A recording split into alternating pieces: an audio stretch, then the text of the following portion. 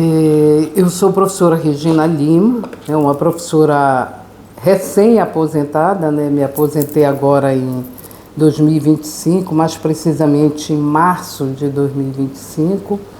E eu estou aqui para falar dessa estreita relação com a Faculdade de Comunicação, que vai completar 50 anos em 2026. E assim, eu acho que desses 50 anos, pelo menos 48 anos, eu convivo com a Facom, né? Inicialmente como discente da faculdade e de 2000 para cá como docente da Faculdade de Comunicação.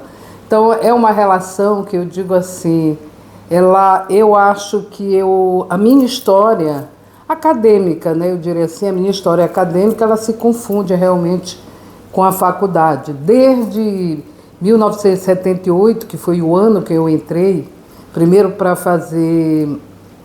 cursar publicidade e depois quando eu retornei para fazer jornalismo. Porque a gente fala da faculdade como se ela fosse um elemento à parte de um conjunto que é a universidade pública, né? Então, para mim, esse é o parâmetro. A universidade pública, que é o papel que a universidade pública ela representa na vida de quem tem a oportunidade de conviver, seja como discente, seja como docente. Então, eu me lembro que lá no memorial, eu já dizia lá que a universidade ela foi um divisor de águas, não só na minha vida, eu creio que a minha história, ela se assemelha à história de várias pessoas que já passaram pela universidade. Mas ela é um divisor de água, porque eu poderia dizer que existe uma Regina antes da universidade e uma Regina, né, depois da universidade. Porque o que é que ela representa? Eu sempre usei uma narrativa que eu dizia que a universidade, ela é o lugar do conhecimento, sim, mas ela é mais do que o conhecimento, ela é o lugar da liberdade, né? É o lugar aonde você se mostra, você se revela na universidade. E às vezes eu sei que as pessoas usam, né, esse aspecto da universidade, da liberdade, como algo de libertinagem, como algo ruim. É claro, né, cada um tem a sua história com a universidade. Dependendo da maneira como você conduz essa relação, ela tem diversos caminhos que são seguidos. Então, para mim, a universidade ela é esse papel.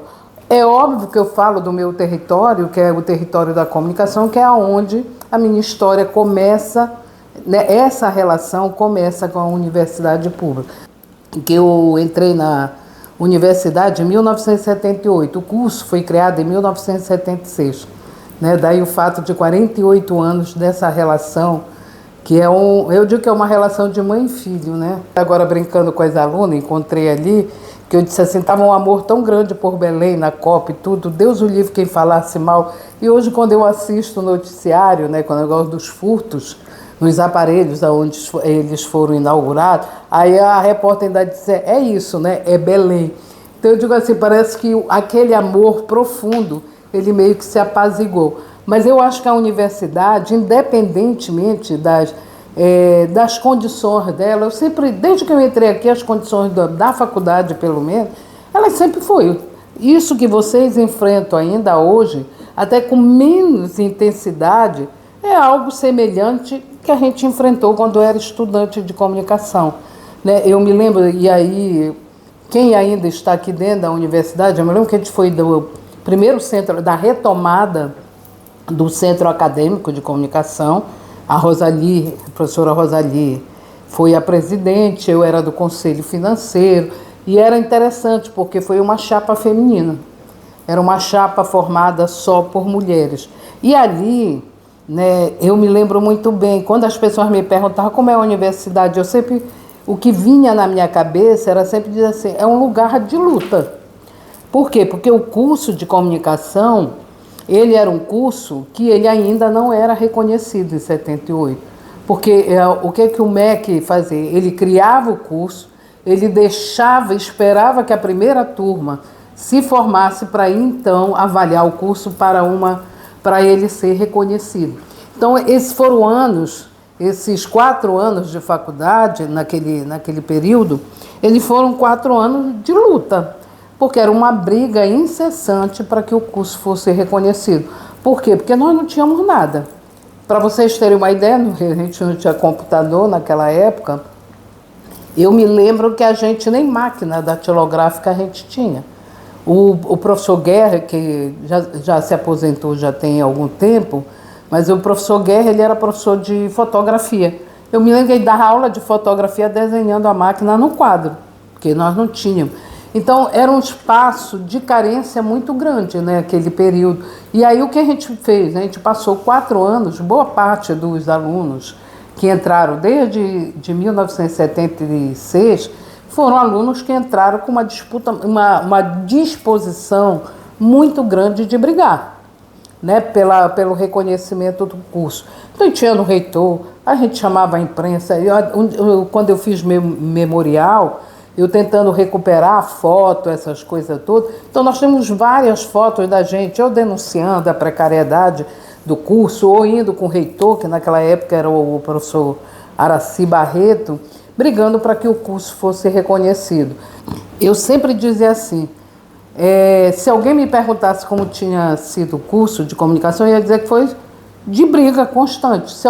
Se isso dependesse de condições para que a gente fosse bons profissionais, a gente estava lascado, porque a gente só brigava, né? A gente não, porque não tinha professores, porque era um curso muito novo, nós não tínhamos professores, nós tínhamos arranjo de pessoas para poder ministrar as disciplinas. Então era um curso que se eu dissesse assim, pô, eu aprendi muito. Eu aprendi, mas aprendi muito que o papel da gente era um papel muito importante para futuras turmas de comunicação.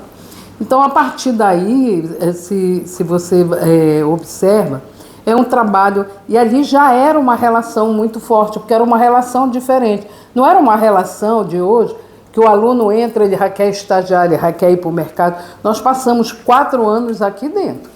Eu acho que com pouquíssima exceção, nós temos alunos daquela época que iam para estágio.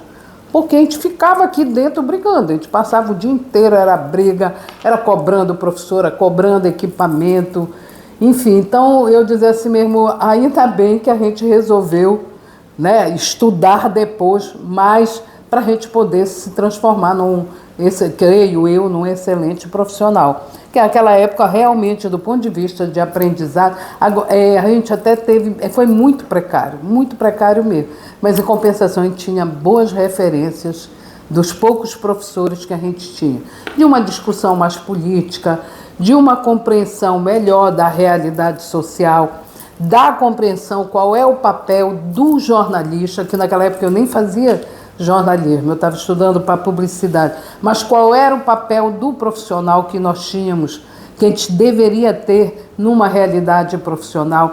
Então isso para a gente é muito forte. Se você olhar toda aquela turma lá de trás, são pessoas que têm uma certa atuação política em função disso, né? E isso para mim é tão interessante porque de 2007 a 2010, quando eu fui para a Funtelpa, que eu fui presidente da Funtelpa, era muito engraçado, porque os alunos, eles sempre me perguntavam, mas como a senhora veio parar, né? Veio parar numa gestão? Aí eu me lembro que na época era a Ana Júlia, que era do PT, ela dizia assim mesmo, dizia para os alunos que iam entrevistar, isso é porque você não conhece a história da professora, a história, né? A história política, a história de luta.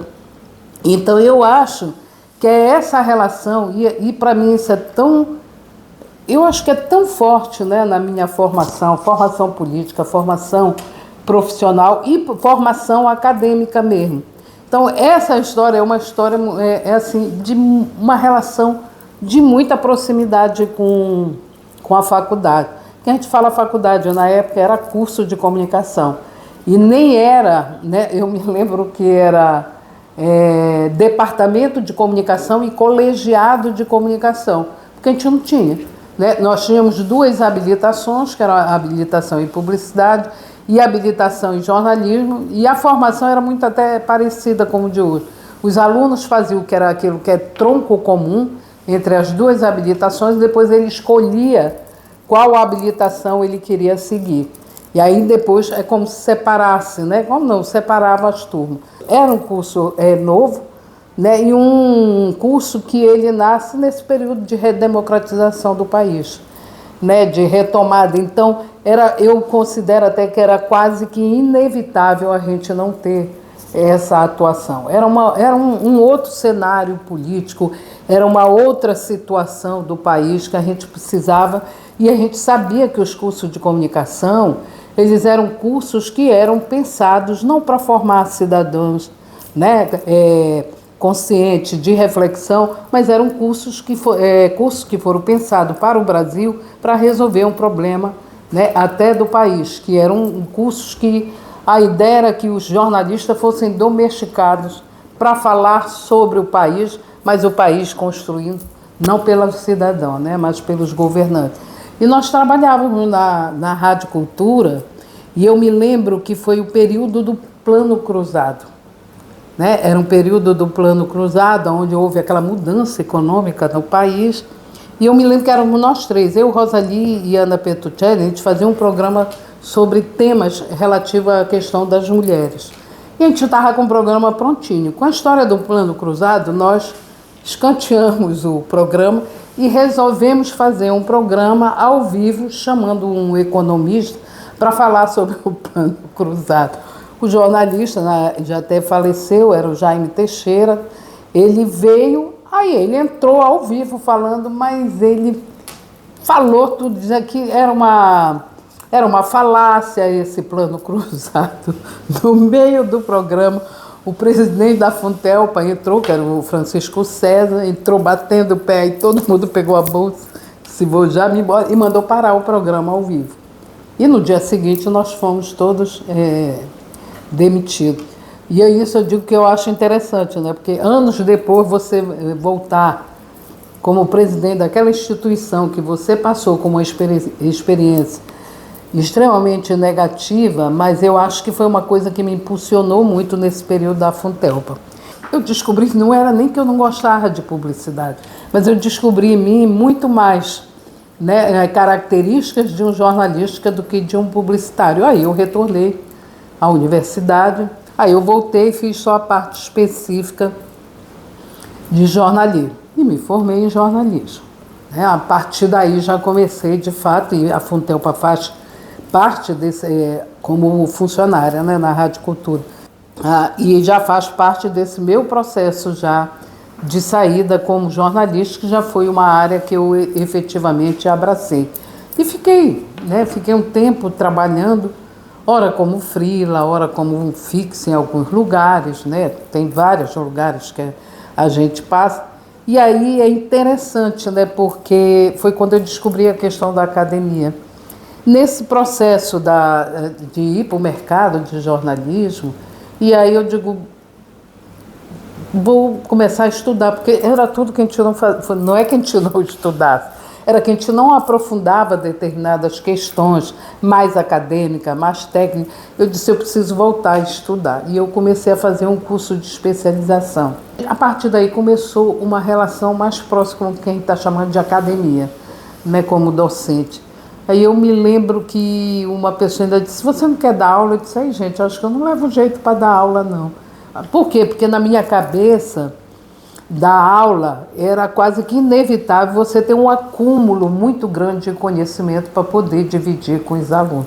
E eu não me achava naquela época preparada, mas ainda assim topei alguns desafios. Tanto que eu dei aula, eu acho que uns 10 anos na UNAMA, antes de vir para cá, para a UFPA, mas sempre achando que tinha um vazio muito grande que eu precisava realmente estudar. E foi quando eu saí para mestrado, né? Em 95 eu saí para mestrado, porque eu fui para a UFRJ, no Rio de Janeiro, e de lá, isso era uma outra coisa. Como a gente não tinha mestrado em comunicação aqui em Belém, eu me lembro que assim que eu finalizei o mestrado, eu automaticamente decidi ficar para fazer o doutorado. Por quê? Porque eu sabia que se eu viesse de lá para cá, eu dificilmente ia com facilidade, né, para estudar novamente fora né, daqui de Belém. Então eu emendei o doutorado, o mestrado com doutorado, e assim, se eu quiser continuar dando aula, eu preciso realmente me preparar muito, porque eu acho que a sala de aula, eu acho que ela é um lugar de troca de conhecimento. Ela não é só um lugar aonde o professor chega e solta conhecimento como se os alunos fossem uma caixa vazia e que eles não soubessem nada. Não, pelo contrário, eu acho que a sala de aula é esse espaço de interação, aonde, é claro, você com maior experiência, eu não diria que você é mais inteligente ou tem mais conhecimento, você tem mais experiência em relação aos alunos. Você tem muito mais tempo de acúmulo informacional do que os alunos. Então, é quase que natural que você tenha um acúmulo maior em função até dessa tua maturidade, né? Quando eu falo maturidade, não é só maturidade de idade, mas a maturidade acadêmica. Essa relação para mim era muito forte. E eu, na verdade, eu vinha construindo e amadurecendo uma ideia de dar aula, mas eu não tinha ainda muita segurança de que ela era aquilo que eu creio. Quando eu ainda estava no Rio, que eu fiz a prova da UFPA, e a gente fez prova junto, acho que a Alda estava eu, estava o Fábio Castro, estava a Netília, era um concurso que tinham várias pessoas que hoje estão dando aula aqui. E aí eu disse, não, eu preciso focar nisso, porque se eu voltar para a sala de aula, eu quero voltar com esse acúmulo. Você é mais inteligente ou tem mais conhecimento? Você tem mais experiência em relação aos alunos. Você tem muito mais tempo de acúmulo informacional do que os alunos. Então, é quase que natural que você tenha um acúmulo maior em função até dessa tua maturidade, né? Quando eu falo maturidade, não é só maturidade de idade, mas a maturidade acadêmica. E aí eu já tinha, na época, feito o concurso da UFPA. Assim que eu finalizei o doutorado, aí eu voltei para cá, para Belém. Eu acho que eu passei, porque engraçado, eu fui da última turma de doutorado de 6 anos, porque hoje os doutorados são 4 anos, e eu fui da última turma dos mestrados de 4 anos. 4 anos. Então eu passei 10 anos no Rio de Janeiro estudando. Meus filhos foram pequenos para lá, já voltaram, acho que a Luísa, que foi a menor, quando eu fui para o Rio ela tinha 7 meses, então a Luísa voltou com quase 10, 11 anos. Enfim, então essa relação para mim era muito forte. E eu, na verdade, eu vinha construindo e amadurecendo uma ideia de dar aula, mas eu não tinha ainda muita segurança de que ela era aquilo que eu creio. Quando eu ainda estava no Rio, que eu fiz a prova da UFPA, e a gente fez prova junto, acho que a Alda estava eu, estava o Fábio Castro, estava a Netília, era um concurso que tinham várias pessoas que hoje estão dando aula aqui. E aí eu disse, não, eu preciso focar nisso, porque se eu voltar para a sala de aula, eu quero voltar com esse acúmulo. E assim eu voltei para cá, para Belém e para a universidade. E aí, a partir daí, eu começo a construir uma relação, que eu digo que é acadêmica com a universidade. A minha própria característica, eu tenho uma certa dificuldade, eu admiro quem fica um pé no lugar e fica anos a fio. Eu admiro, mas eu sou muito inquieta. Eu sou inquieta e eu também sou uma pessoa que eu gosto que as pessoas me desafiem, né? Então, todas as vezes que pintavam um desafio, eu topava. Ainda que eu não tivesse tanta segurança, se eu de fato ia ter capacidade de executar aquilo.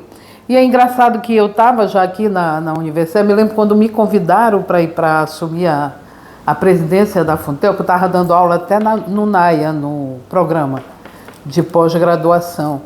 Quando me ligaram, eu ainda disse, gente, mas o que eu vou fazer na Funtel? Eu não tenho experiência de gestão. Eu tinha experiência de gestão acadêmica aqui, né? Eu tinha sido chefe de departamento, eu tinha, enfim, mas não tinha uma experiência de gestão. E eu sempre dizia, será, gente? Eu fiquei numa dúvida, mas aí eu digo assim, as pessoas insistiram e eu fui. Né? Fui, passei 4 anos lá na Funtelpa.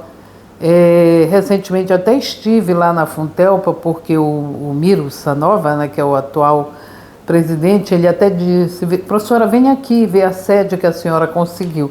Ali na Funtelpa, eu digo isso até hoje, se eu aprendi a fazer gestão com todos os percalços, eu aprendi na Funtelpa. Por quê? Porque a Funtelpa, ela tem, na época, acho que ela tinha 3.500 funcionários. Não sei quanto tem hoje, se tem mais, se tem menos, eu não sei, mas ela tinha funcionário e é uma instituição muito problemática. Por que ela era problemática? Ela tinha na época uma personalidade jurídica, que ela era uma fundação pública de direito público, e isso acarretava alguns problemas, porque assim, eles não tinham plano, ainda não tem até hoje, eles não tinham plano de cargos e salários, eles dependiam de tudo do governo, e fora que trabalhar internamente é muito complicado. Vocês que estão mexendo hoje, vocês imaginam uma câmera do estúdio, a melhor câmera do estúdio, ela dá problema. Aí eu tenho que fazer licitação, isso leva pelo menos por baixo uns 6 meses. Enquanto isso fica parado o estúdio, né? Se você não tiver como repor. Então tinha uma série de coisas que dificultavam, né, o funcionamento da Funtelpa, e eu me lembro que eu digo, olha, a gente tem algumas alternativas, mas para mim tem uma, a gente mudar a personalidade jurídica da Funtelpa. Se vocês olharem hoje, ela é uma fundação pública de direito privado. Por quê? Porque com essa mudança na personalidade jurídica, isso me deu uma certa liberdade em relação à compra de equipamento, aquilo que dava mais celeridade para o funcionamento, principalmente da televisão, que era um problema muito grande. E ali a Funtelpa, e é uma coisa que eu digo para todo mundo, não dá para se fazer gestão dormindo, acordando com uma boa ideia e você tentando implementar. Gestão se faz com planejamento, né? E a Funtelpa, para mim, ela foi muito importante, porque ali nós fizemos um planejamento onde a gente levantou o diagnóstico, fez um diagnóstico levantando todos os principais problemas da instituição e desenhou ali quais os problemas ele teria condições de resolver ao longo de 4 anos. E assim nós fizemos. Então, mas isso tudo a gente detectou ao longo de um planejamento. Quais eram os principais? A gente precisa dar amplitude para a Funtelpa e para isso a gente precisa retomar essas retransmissoras. E assim nós fizemos. Porque quando eu voltei, eu passei um período que eu saí de 2007 a 2010, eu saí para fazer essa gestão na Funtelpa. Em 2011, eu volto para a universidade. E aí é quando eu também já entro no programa de o que já existia, o PPG-Com, aí eu entro no programa do PPG-Com para dar aula e fico, quando foi em 2000, acho que meados de 2011, o pessoal me convidou para assumir a ouvidoria da EBC, né, que é a empresa Brasil de Comunicação, que é a TV Brasil, a Rádio Nacional da Amazônia, e aí eu fui para a ouvidoria.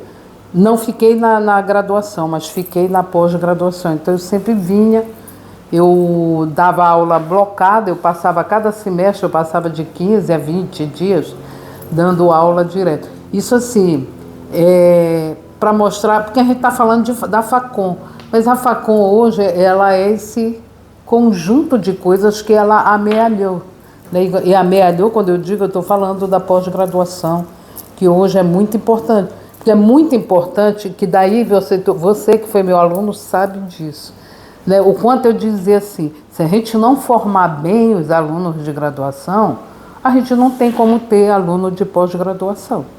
É preciso que o aluno, mesmo que ele faça uma escolha inicialmente de ir para o mercado de trabalho, mas uma hora ele vai sentir necessidade de voltar a estudar. Sabe por quê? Porque o mercado emburrece. Ele faz com que porque você tem fórmulas, né, hoje de trabalho. Você tem fórmula. Então você aprende uma fórmula e você acha, não, você já é. Se você não pensa em se desafiar permanentemente, essa fórmula também não se sustenta. Se você olhar os grandes e bons jornalistas, não são aqueles que se acomodam e nem que abraçam essa fórmula. São aqueles que estão desafiando esse setor profissional permanentemente. Então, é isso que a gente conseguiu amealhar ao longo desses anos. Então, e é uma história, por que eu falei, eu fiz um preâmbulo? Eu sempre fui uma pessoa muito inquieta, por isso que eu digo que eu admiro quem consegue. Eu vejo na história, eu fiquei 20, 30 anos, saí de lá, e não é da minha natureza, não é. Eu sou uma pessoa que eu gosto e aceito desafios, e ainda que eu vá quebrar a cara mais adiante, descobri que foi uma burrada muito grande que eu fiz, mas eu acho que isso também te ajuda a crescer. Eu chamei no meu texto para professor titular, e eu dizia assim mesmo, eu sou uma pessoa que eu sou atravessada, né? As coisas vão... Engraçado, eu digo que a gestão, a gente faz planejamento, mas eu não sei fazer planejamento para mim. Né? Eu até faço um mini planejamento que é mais de emergência, que é mais emergencial mesmo. Mas eu digo assim, as coisas vão atravessando e eu vou aceitando. Elas vão atravessando e eu vou aceitando. E é nesse sentido que eu fui aceitando essas, que eu dizia que eram os atalhos que passaram pela minha vida. E aí, quando eu volto, né, quando eu fui para Brasília, de Brasília,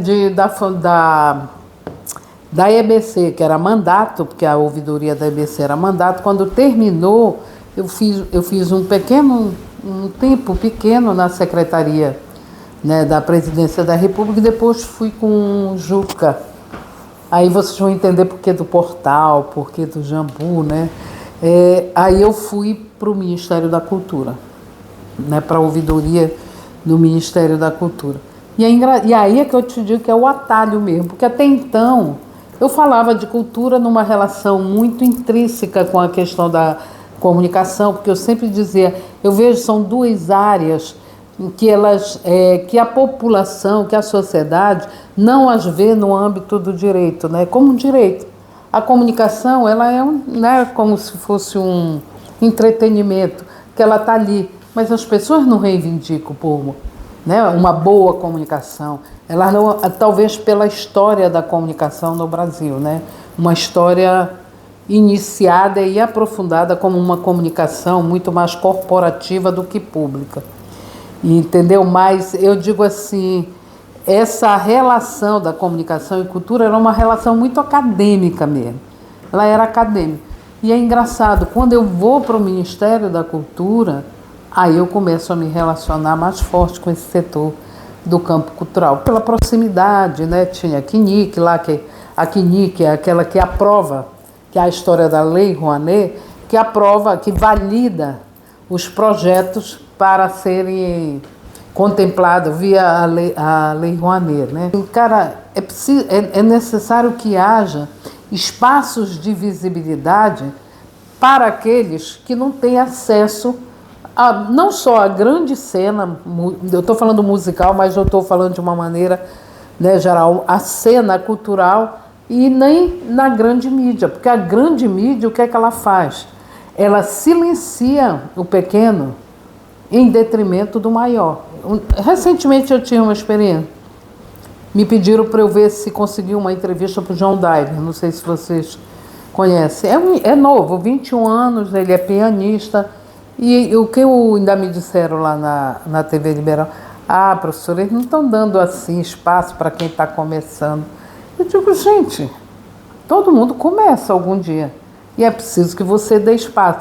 Então, quando eu digo que há um silenciamento em relação, quando eu digo pequeno, não é diminuindo, é pequeno no sentido daquilo que se torna grande para a grande mídia entender como um elemento cultural importante. Então, eu dizia, é necessário que a gente tenha um espaço para que essas pessoas que são silenciadas nessa grande cena cultural midiática, para que ela possa... O do portal, que foi uma consequência do Festival Jambu Live, porque a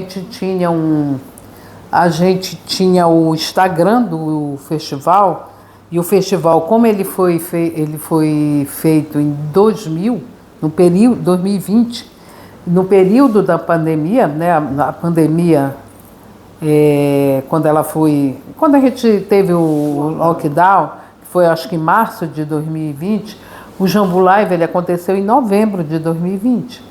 E ele foi feito por, daí o nome, Jambu Live, porque eram lives. E naquela época nós fizemos, que são esses quadros que estão aqui, né, todos esses quadros, nós fizemos 70 apresentações em 2020. Num cuidado muito grande, todo mundo de... É muita loucura mesmo, né? Todo mundo com a máscara, e não entrava, só ia a banda que ia tocar, terminou, saía, entrava. Então o festival ele requer um financeiro, e um financeiro grande, que era um financeiro de estrutura, né, de equipamento, porque a gente fazia a transmissão ao vivo do festival. E o portal não.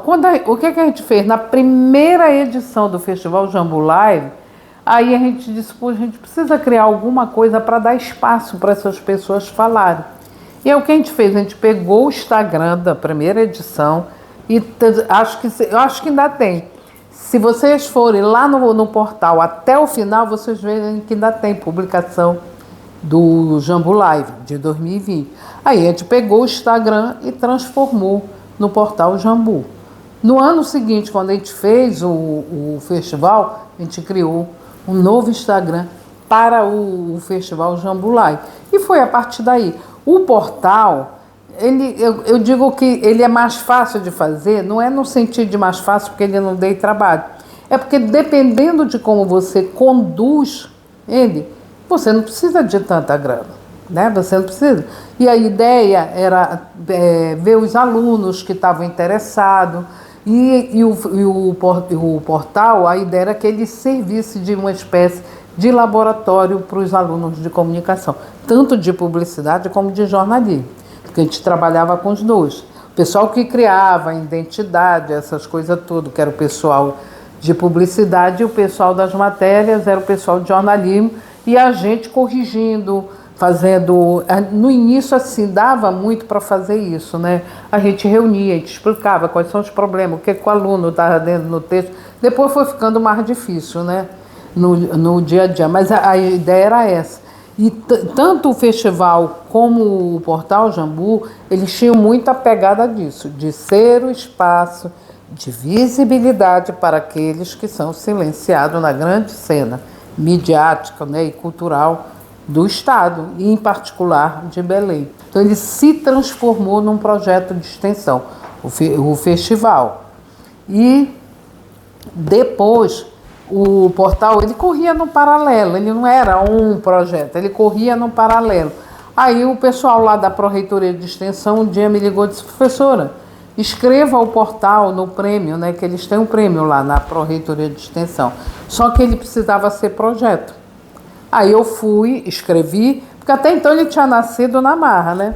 Eu escrevi o projeto, escrevi tudo bonitinho, fez todo o processo aqui, acadêmico, institucional, foi aprovado na congregação, no conselho e tal, para eu poder escrever o portal no prêmio. E aí ele ganhou, na época, o prêmio, né, na Pró-Reitoria de Extensão. Aí ele se formalizou como um projeto, porque até então ele corria da gente mesmo, que estava ali em torno do festival, escrevia, chamava os alunos, né, e os alunos participavam muito do festival. O penúltimo festival Jambu que a gente fez aqui dentro do ILC, ali naquele auditório ali da entrada, eu acho que tinha, se eu não me engano, uns 20 alunos participando da execução, da produção, da fotografia. E assim, eles eram os apresentadores, eles ficavam à vontade para fazer a apresentação, e, enfim, foi uma experiência bem interessante. Agora, ele era os dois se transformaram num projeto de extensão da universidade, né? E aí, porque, por exemplo, o Festival Jambu, para qualquer pessoa ficar com ele, é preciso que corra atrás de grana, porque não tem como tu viabilizar, né? Não dá para você chamar 20 cantores, não sei quantas pessoas da arte, sem dizer, olha, vai lá cantar só por amor à profissão. Eu, particularmente, não gosto de fazer isso, porque eu acho que as pessoas vivem disso, né? Elas vivem de apresentar. Então, esse ano mesmo, eu escrevi o festival na Lei CMA, ganhei a Lei CMA e quase a gente consegue executar agora.